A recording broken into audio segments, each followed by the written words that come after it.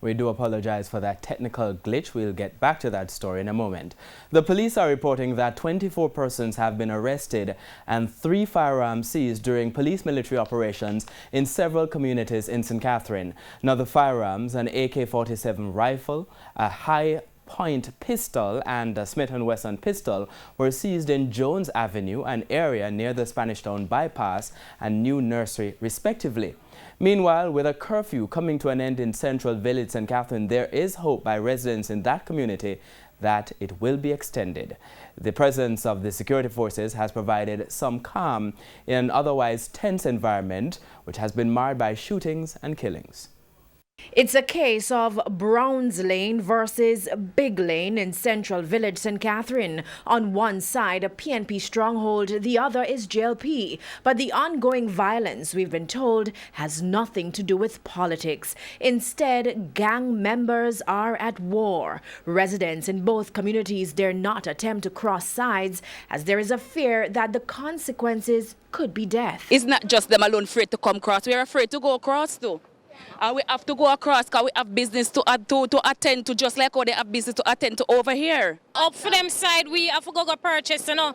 That's where the van them come sell. So we can't go up there, go purchase nothing, right? Because we're still afraid, so we can't purchase nothing for come open the shop. You understand? And we're afraid to come out even at night time. While we see people over there at night time, you don't see nobody over here, so over here turn ghost town. TVJ News spoke with a family member of one of the 3 persons killed on the weekend in the area. The deceased is Ruel Grazette. I come from Seagon 9 night, and I come in on the late, and then after, then go by him, and after then shoot him.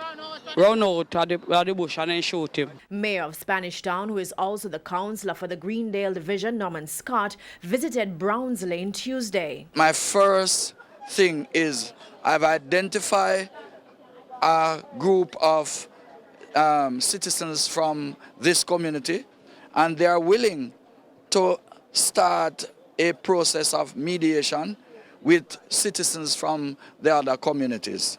And so based on that, I'm now going to be seeking a meeting with members from the other community so that we can get this thing solved once and for all. A 48-hour curfew was imposed in Central Village on Monday in response to a weekend of bloodletting. It's expected to be lifted at 6 p.m. on Wednesday.